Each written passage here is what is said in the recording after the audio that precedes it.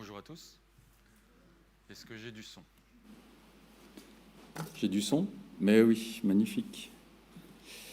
Bon, des fois, on prend des chrétiens pour des illuminés, donc c'est pas un problème, en fait. Donc, je m'appelle Christian, je fais partie du conseil responsable de cette église. Et c'est moi qui vais effectivement vous partager quelques mots de la parole ce matin.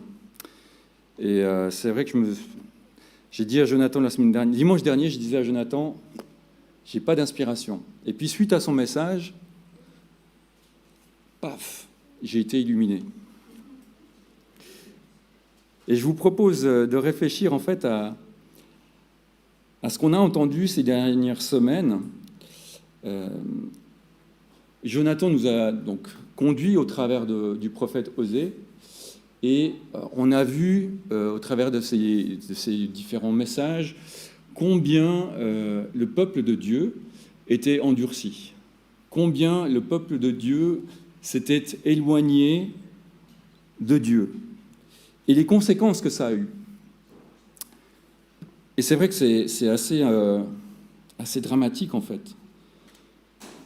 Quand on voit ce que le peuple a fait, vécu, comment il a rejeté Dieu, ça fait froid dans le dos.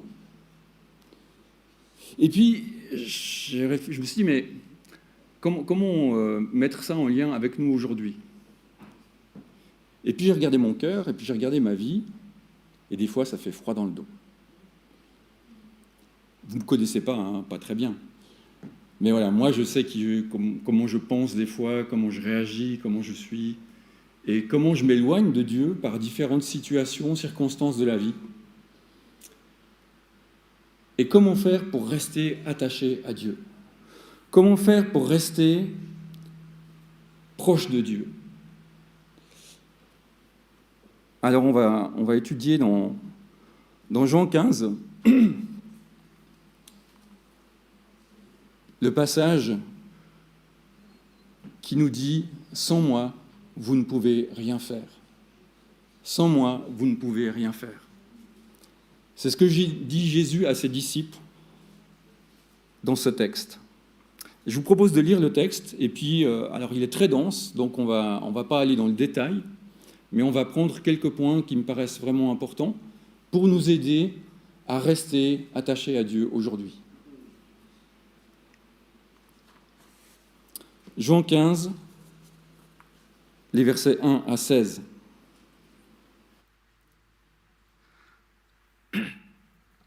C'est moi qui suis le vrai cep, et mon Père est le vigneron. Tout sarment qui est en moi et qui ne porte pas de fruit, il l'enlève. Et tout sarment qui porte du fruit, il le taille, afin qu'il porte encore plus de fruits. Déjà, vous êtes purs à cause de la parole que je vous ai annoncée.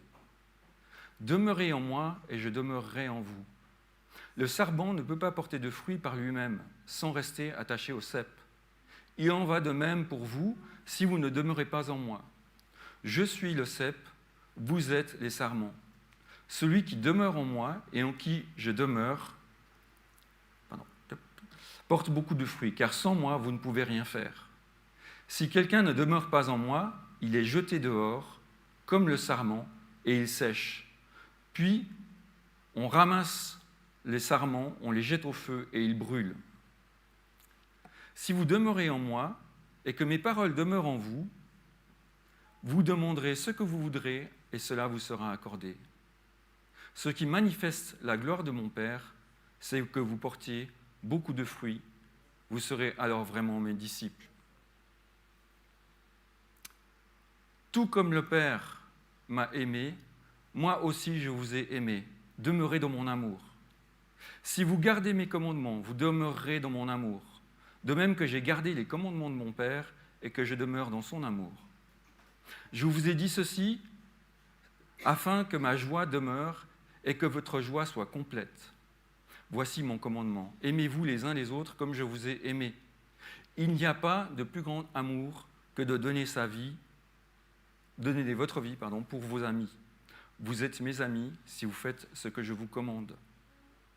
Je ne vous appelle plus serviteur parce que le serviteur ne sait pas ce que fait son Seigneur. Mais je vous ai appelé amis parce que je vous ai fait connaître tout ce que j'ai appris de mon Père. Ce n'est pas vous qui m'avez choisi, mais moi, je vous ai choisi et je vous ai établi, afin que vous alliez et que vous portiez du fruit, et que votre fruit demeure. Alors, ce que vous demanderez au Père en mon nom, il vous le donnera. Un long texte avec beaucoup d'informations. Ce texte se place dans un contexte assez extraordinaire. C'est le dernier discours, le dernier enseignement, quelque part, de Jésus à ses disciples. Ça commence au chapitre 14, juste après le lavement des pieds, et ça termine à la fin du chapitre 17 avec le chapitre 17 qu'on appelle la prière sacerdotale, la dernière prière de Jésus. Et juste après, au chapitre 18, il y a l'arrestation de Jésus et la fin de son ministère terrestre. On peut diviser notre texte en deux parties principales, les versets 1 à 8 et les versets 9 à 16. Deux parties qui se complètent, qui se répondent.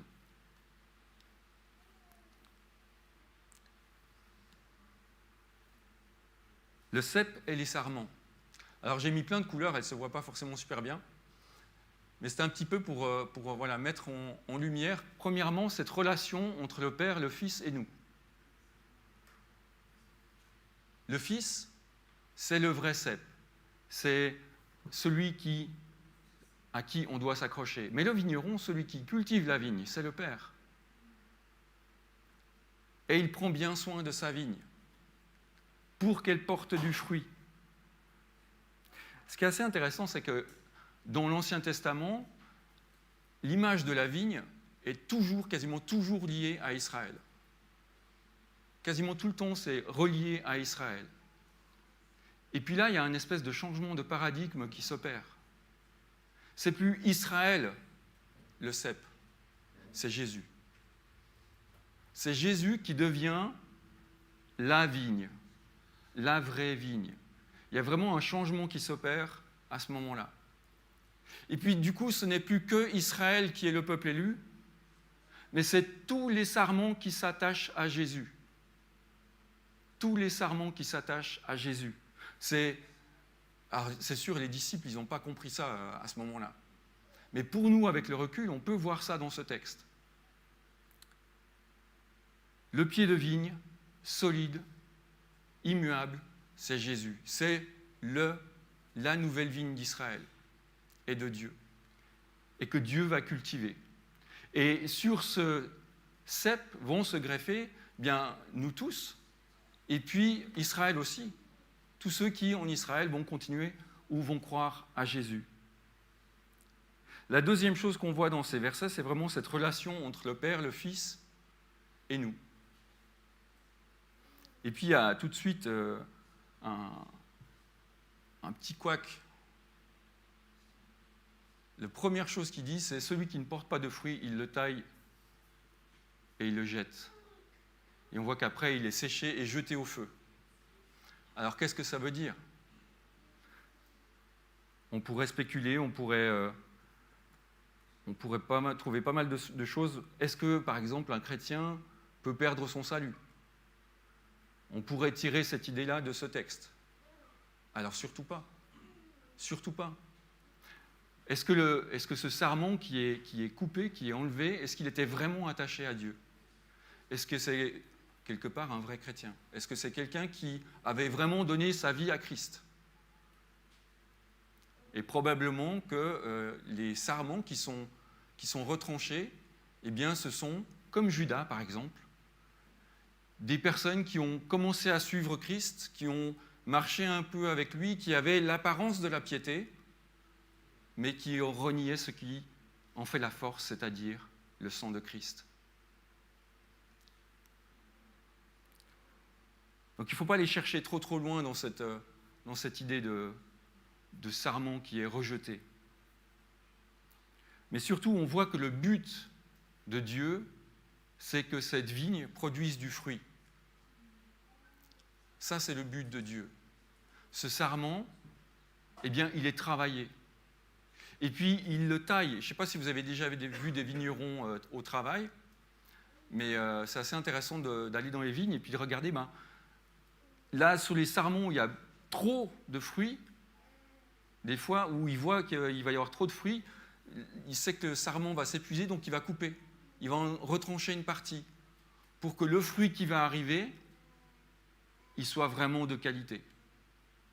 Et parfois, Dieu fait ça aussi avec nous. Ce n'est pas qu'on porte trop de fruits. Mais parfois, Dieu a besoin de tailler, de nous former pour qu'on puisse vraiment porter du fruit à sa gloire.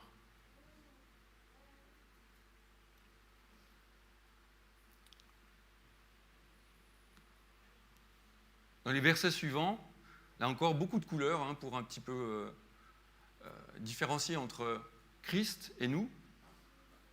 Et on voit que chaque fois, c'est cette notion d'être en lui. Demeurez en moi et je demeurerai en vous. Restez attachés à moi et je resterai attaché à vous.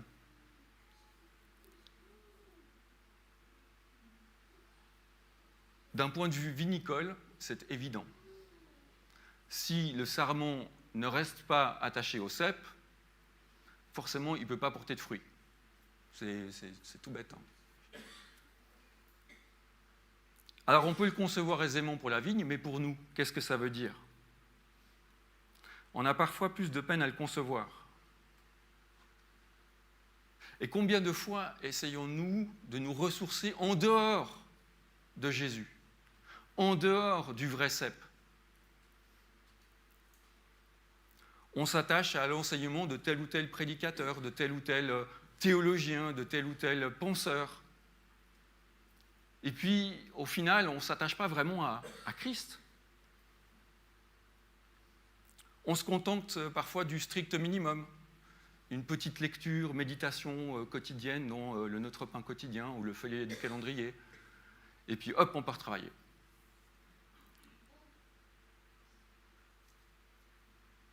Et personnellement, je sais que c'est un piège parce que je lis beaucoup, puisque je fais beaucoup de trajets en train pour aller travailler, et je lis beaucoup de choses, mais pas beaucoup la Bible dans le train. Je lis des auteurs, je lis des bouquins d'édification, de théologie, et waouh, c'est génial, quoi. C'est vraiment super intéressant, mais au final, je me rends compte que des fois, je lis plus ces auteurs-là que la Bible. Celui qui veut vraiment me parler, c'est Jésus, au travers de sa parole. Et parfois, je ne prends pas assez de temps pour la lire et m'y attacher vraiment. Et Jésus insiste dans tous ces versets sur l'idée de demeurer en lui.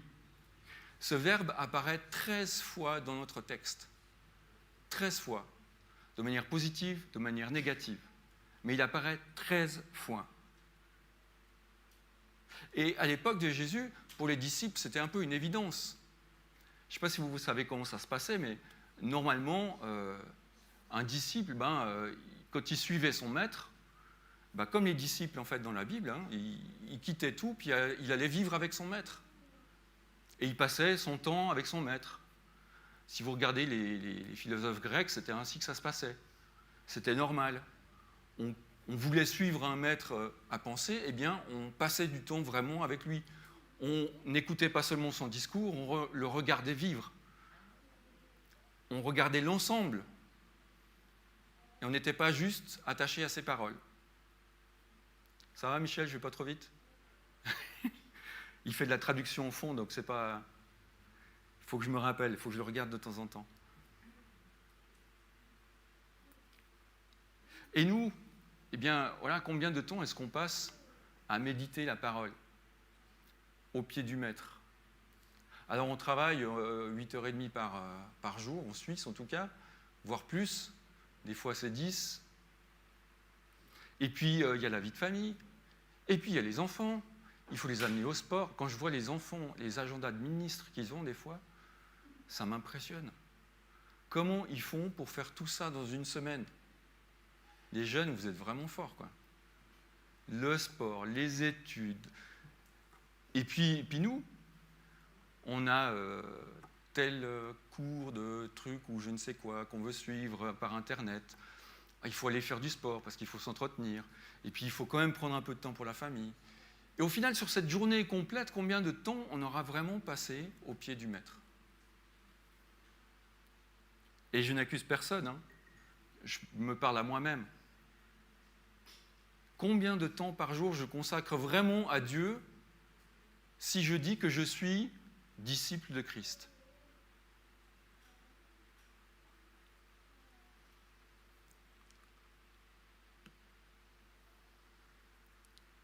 L'objectif de Christ, c'est que nous portions beaucoup de fruits. Le sarment ne peut pas porter du fruit par lui-même sans rester attaché au cep. Il en va de même pour vous. Si vous ne demeurez pas en moi, je suis le cep, vous êtes les sarments, celui qui demeure en moi et en qui je demeure porte beaucoup de fruits. Car sans moi, vous ne pouvez rien faire. Sans moi, vous ne pouvez rien faire. Alors, on peut se poser la question, quel type de fruit est-ce qu'on attend du chrétien? La vigne, c'est évident, on attend du raisin. On n'attend pas des poires ou des pêches. Mais le chrétien, quel type de fruit est-ce qu'on attend du chrétien? Je vous propose de garder cette question pour la fin, puisque la fin de notre texte, le verset 16, en reparle. Et on verra à ce moment-là de quoi il s'agit. Enfin, en tout cas, les hypothèses que je pourrais émettre. Dans la suite de notre texte, Jésus nous montre que le lien de tout cela, c'est l'amour du Père. Parce que le Père nous a aimés, parce que Christ nous a aimés, alors nous pouvons en retour aimer Dieu et aimer Jésus. Et nous aimer les uns les autres. Et encore une fois, on voit ce mot « demeurer » apparaître. Si vous gardez mes commandements, vous demeurerez dans mon amour, de même que j'ai gardé le commandement de mon Père et que je demeure dans son amour. Il y a cette réciprocité dans le lien d'amour. Et c'est vraiment le lien parce que Dieu nous a aimés le premier. Parce qu'il a eu pitié de nous. Par la grâce, nous pouvons bénéficier de l'amour de Christ et de l'amour du Père.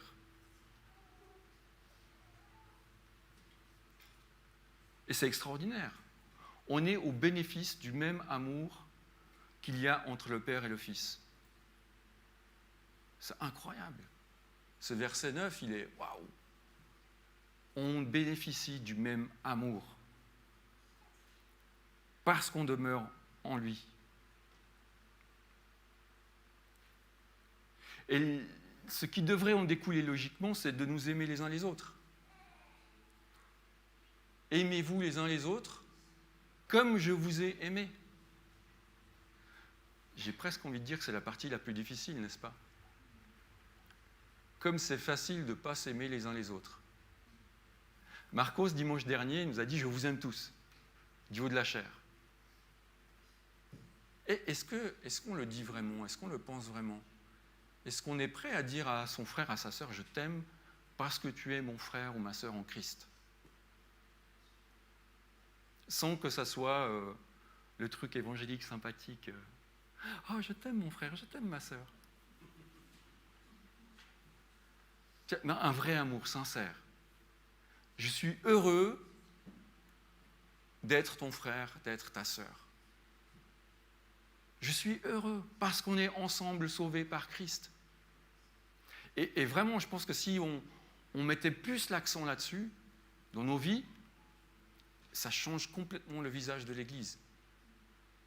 Parce qu'au lieu de critiquer la personne qui arrive en retard, ou qui n'est pas habillée comme elle devrait pour le dimanche matin, ou qui fait ceci, ou qui dit cela, on dit « c'est pas grave. C'est un enfant de Dieu comme moi. Le Père l'a aimé comme moi, par la grâce. Je suis au bénéfice du même amour. Quelle merveille! » Le résultat de tout cela, verset 11, j'ai sauté au verset 12, mais si on revient au verset 11, l'objectif et le résultat de tout cela, c'est que votre joie soit complète. La joie de Christ en nous. Au chapitre précédent, il nous donne sa paix. Chapitre 14, verset 27.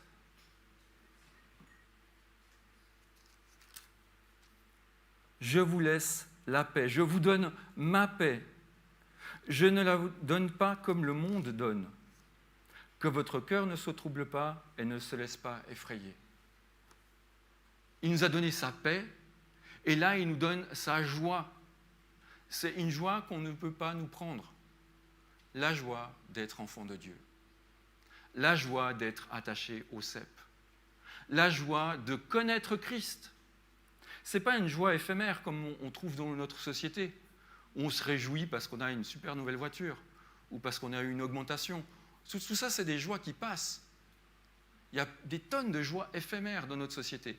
Et on voit que dans notre société, on court après ça. On court après un espèce de bonheur éphémère. Mais la joie que nous donne Christ, elle est immuable.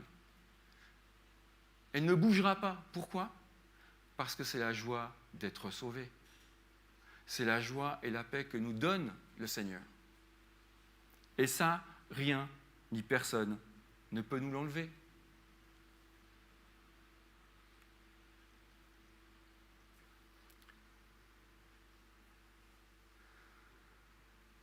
Dans la suite du texte, Jésus parle de l'amour suprême. Il n'y a pas de plus grand amour que de donner sa vie pour ses amis. Et c'est assez fort que Jésus dise ça à ce moment-là, à ses disciples qui n'ont aucune conscience que dans quelques heures, il va mourir pour eux. Ils n'ont aucune conscience de cela. Jésus les a avertis à plusieurs reprises. On voit au travers des évangiles qu'avant la crucifixion, il y a eu plusieurs fois ces avertissements. Il faut que je meure. Il faut que je m'en aille. Et là, il le redit d'une manière un peu particulière dans ce dernier discours. Et puis, il y a cette partie où il dit « Vous êtes mes amis si vous faites ce que je vous commande ». Et encore une fois, ça peut nous poser question. Est-ce que l'amitié de Dieu est conditionnelle ? Est-ce que l'amitié de Jésus est conditionnelle ? Est-ce que si on ne fait pas ce qu'il commande, alors on n'est plus ses amis ? C'est un peu la question qu'on peut se poser, n'est-ce pas ? Je cite Don Carson à ce sujet. Cette obéissance ne fait pas d'eux des amis. Elle est la caractéristique des amis.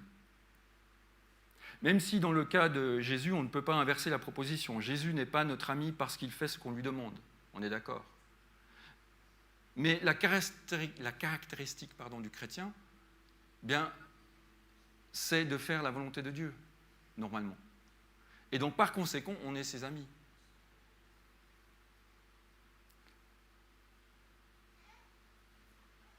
C'est la caractéristique de l'amitié entre le disciple et son maître.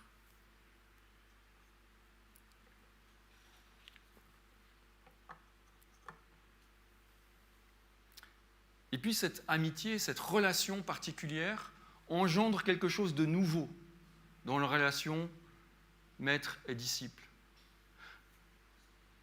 Je ne vous appelle plus serviteur, parce que le serviteur ne sait pas ce que fait son Seigneur. Mais je vous ai appelé ami, parce que je vous fais connaître tout ce que j'ai appris de mon Père. Et là encore, c'est quelque chose d'assez extraordinaire. Si vous regardez dans toutes les religions du monde, même judaïques, on ne sait pas en fait vraiment ce que Dieu veut faire. Mais si on prend le Nouveau Testament, l'enseignement que Jésus a donné à ses disciples, tout l'enseignement qu'on reçoit au travers de l'apôtre Paul, mais on sait le plan de Dieu. On connaît ce qu'il attend de nous. Les choses sont claires, sont évidentes. Nous ne sommes plus appelés serviteurs, mais amis parce qu'on est au bénéfice de la connaissance de Dieu. Il nous dit son plan. Son plan de salut, on le connaît. Et vraiment, si on regarde tout le temps que Jésus a passé de ce qu'on a, parce que je pense qu'il y aurait beaucoup plus à écrire que les 4 évangiles sur ce que Jésus a enseigné à ses disciples. Ça me fait penser, je ne sais pas à vous, mais moi ça me rappelle ce verset qui est incroyable. Dans Genèse 18, 17, quand Abraham se retrouve avec l'ange de l'Éternel. Qu'est-ce que dit l'ange à Abraham ? Cacherai-je à Abraham ce que je vais faire ? Déjà, Abraham avait cette relation avec Dieu. Il lui a expliqué son plan. On n'est donc pas invité à une obéissance aveugle, mais on est invité à obéir et à suivre et à demeurer parce qu'on sait, parce qu'on connaît. Et on sait que le plan de Dieu pour nous, il est bon. On sait que ce que Dieu veut pour nous, c'est le meilleur.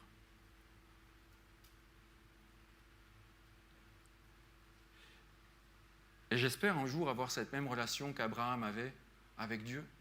Incroyable.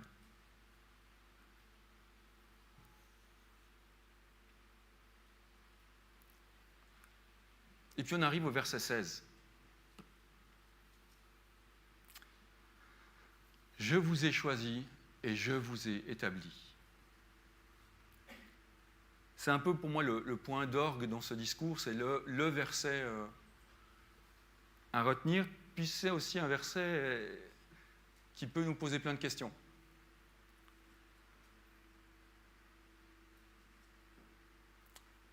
Premièrement, le fait que ce soit Jésus qui ait choisi ses disciples.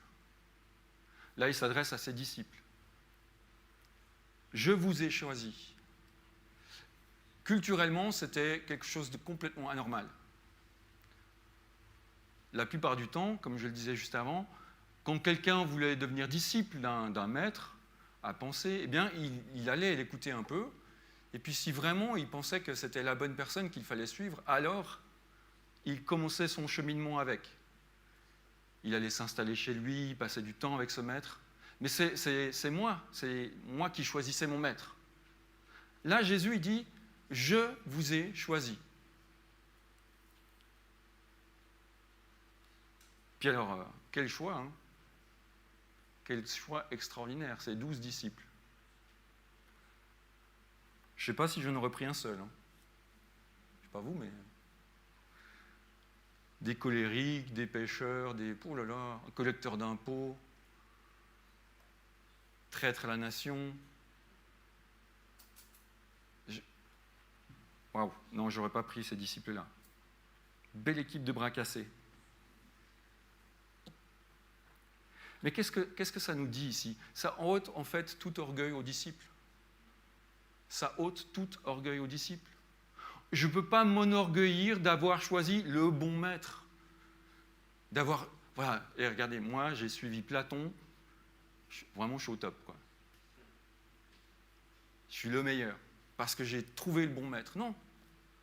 En fait, là Jésus il dit, bah non, c'est moi qui vous choisis. Alors ça pose une autre question. Pour nous aujourd'hui, puisqu'on n'est pas avec Jésus à ce moment-là, est-ce qu'on est prédestiné au salut ? Large question, n'est-ce pas ? On débat ça en institut biblique largement. Alors on va pas faire une étude biblique sur le sujet maintenant, je vous rassure. Il y a beaucoup d'écrits là-dessus. Je me permets juste de vous livrer peut-être une pensée à ce sujet, une ou deux pensées.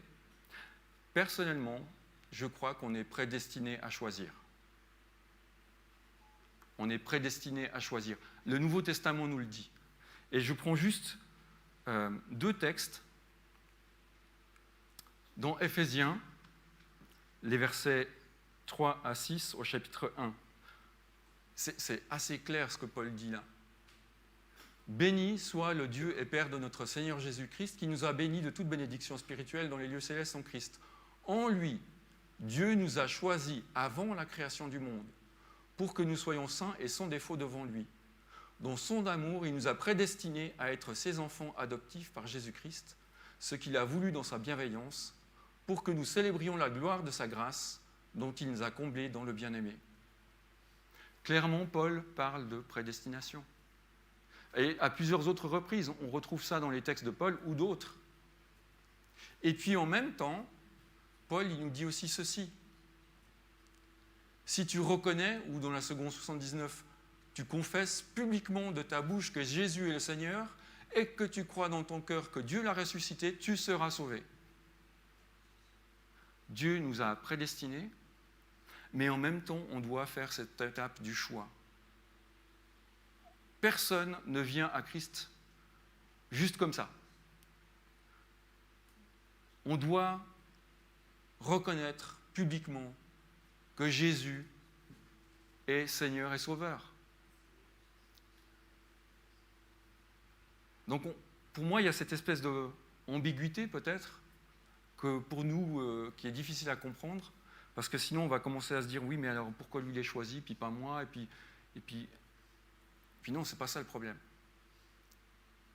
Ce que moi, je dois me dire,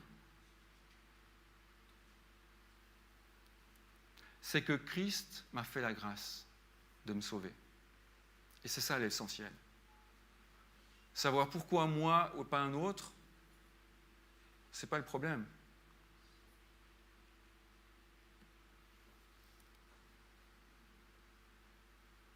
Parce que dans ce verset, ce n'est pas l'essentiel de ce qu'il nous dit. Ce n'est pas vous qui m'avez choisi, mais c'est moi qui vous ai choisi. Et je vous ai établi. Je vous ai établi. Afin que vous alliez et que vous portiez du fruit et que votre fruit demeure. Et je pense que pour moi, c'est assez essentiel ce verset, à ce niveau-là. C'est lui qui nous a choisis, c'est lui qui nous a établis et c'est lui qui fait qu'on porte du fruit.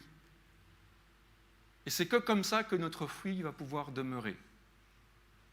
Alors c'est le moment peut-être de répondre à cette question, de quel fruit s'agit-il ? De quel fruit on parle ? On pourrait penser, vu le contexte, vu le discours aux disciples, que c'est le fruit, c'est l'évangélisation, quoi. C'est les nombreux disciples qui vont être faits par les disciples.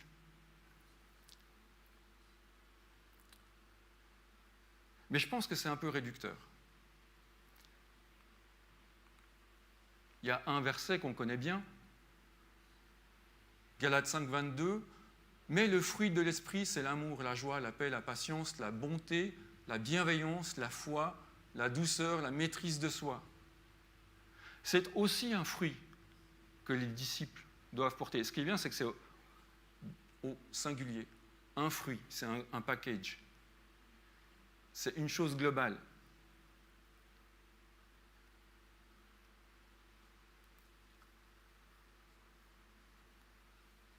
Et je crois que le fruit que le disciple doit porter, ce n'est pas juste faire d'autres disciples. C'est une attitude de vie. C'est un ensemble. C'est l'ensemble de ma vie qui fait que je porte du fruit. Et tout ça grâce au fait qu'on demeure en Christ. Je vous ai juste remis ça. Demeurer, demeurer, demeurer, demeurer. 13 fois dans notre texte.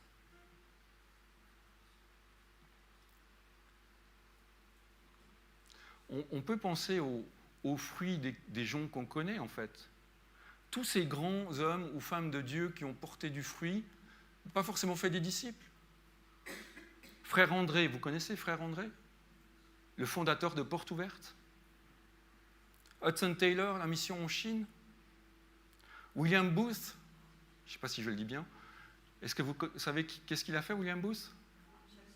L'armée du salut, le fondateur de l'armée du salut. Son fruit demeure. Et il y en a tant et tant et tant d'autres. Alors là, on peut se dire, waouh, oui, c'était des personnes incroyables.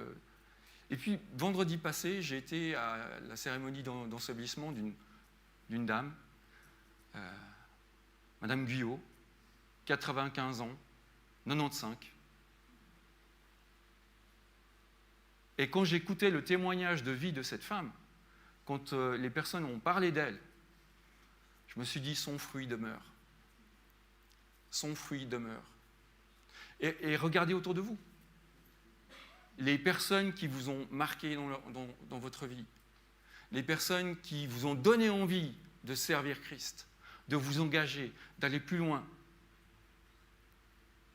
leurs fruits demeurent. C'est un ensemble. Parce que sinon, on se dit, ben voilà, je fais mon taf, je fais de l'évangélisation, je fais ceci, je fais cela, et puis, quelque part, hop, je rentre chez moi, je pose mon costume de chrétien, et puis après, je fais ce que je veux. Non, la vie chrétienne est un ensemble, et nous sommes appelés, dans notre ensemble, au quotidien, dans chaque petite chose, à apporter du fruit. On ne peut pas se contenter du minimum, parce qu'on est observé, parce qu'on nous regarde vivre, et souvent on est étonné comment les gens nous observent quand ils savent qu'on est chrétien. Dis-moi ce qui m'avait interpellé il y a plusieurs années. Je suis parti à l'Institut biblique, donc j'avais 26 ans, et puis je venais d'un milieu un peu où les gros mots et la grossièreté c'était plutôt courant. Et puis je suis parti à l'Institut, et c'est des copains pas du tout chrétiens qui m'ont amené à l'Institut, qui trouvaient que j'étais complètement barjot d'aller faire cet institut. Qu'est-ce que c'est que ce truc ? Il va devenir moine ou curé, ou qu'est-ce que c'est que ce truc-là ? Et puis on a eu, au bout de 2 mois, on a eu un week-end de congé, et je suis rentré au village. J'ai revu mes copains. Et puis ils étaient un peu bizarres avec moi, quoi. Bon, je passe une soirée avec eux, et puis déjà le soir même, on a mangé ensemble, et puis après, il dit « Ah ben, on doit y aller. » Ah, ok, et je peux pas venir avec... Non, tu peux pas venir avec nous. Non, tu peux pas. Mais pourquoi et tout, vous allez faire... Et en fait, j'ai suffisamment insisté pour qu'ils me disent « Ben, on va au cabaret ce soir. Et t'es chrétien, on ne peut pas t'emmener. » Ah, ok. Et puis une deuxième chose qui était frappante, c'est qu'un de mes copains, c'est lui qui m'a ramené à l'Institut, donc il s'est tapé 100 bornes aller, 100 bornes retour. Il m'a dit, mais vraiment, il y a un truc, t'as changé. Tu dis plus de gros mots. Ok. Je ne m'en étais même pas rendu compte. Parce que je vivais dans ce milieu-là avant, puis waouh, il y a eu un changement. On est observé. On est observé.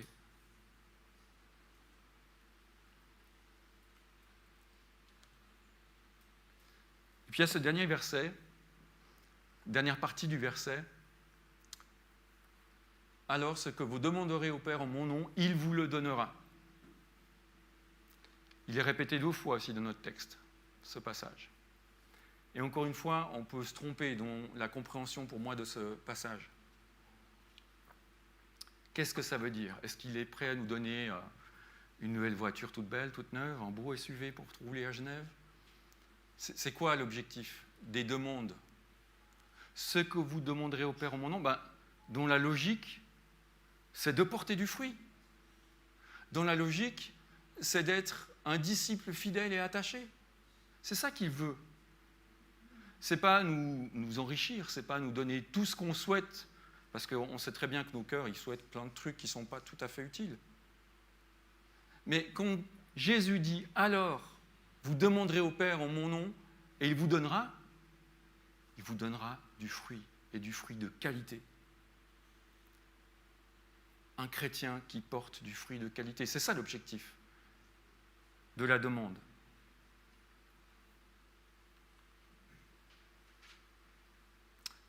Ok, je vais m'arrêter là. Il y a déjà beaucoup. Mais vous avez compris l'idée, je pense. Et si je résume tout cela, je mettrai ces 4 points. Premièrement, se rappeler que sans lui, on ne peut rien faire. Sans Jésus, sans être attaché à Jésus, on ne peut rien faire. Sinon, c'est de l'orgueil. C'est de la gloire personnelle. On essaie de se mettre en avant. Mais au final, est-ce que ça a vraiment du bon fruit ? J'en suis pas persuadé. Il faut demeurer en Christ. En conséquence de quoi, il nous rend capables d'aimer Dieu, de l'aimer lui et de nous aimer les uns les autres. Et c'est ce qui nous permet de porter du fruit qui demeure. Il y a cette suite logique dans ce texte, et c'est vraiment super important de se rappeler ça. Et je pense que la vraie finalité, quelque part, c'est un petit peu ce que nous dit le verset 8. Ce qui manifeste la gloire de mon Père, c'est que vous portiez beaucoup de fruits. C'est ça l'objectif. Glorifier Dieu. L'objectif unique, entre guillemets, et principal du chrétien. Rendre gloire à Dieu par nos vies, par nos actes, par notre témoignage. Alors ça nous permettra d'éviter de nous éloigner de Christ. Ça nous évitera de tomber dans les pièges de ce monde. Ça nous évitera de faillir devant lui. Et ça nous aidera vraiment à comprendre aussi, je pense, de quelle grâce on a bénéficié en devenant chrétien. Je ne me rends vraiment pas assez compte dans mon quotidien. Être sauvé, c'est quelque chose de fou, quoi. Moi, il m'a choisi, il est venu me chercher là où j'étais, dans ma misère. Et puis aujourd'hui, bien des années après, je suis capable de partager sa parole devant vous. Mais waouh! Jamais je me serais choisi. Jamais. Alors qu'on puisse y réfléchir et vraiment à chercher à porter ce fruit au quotidien.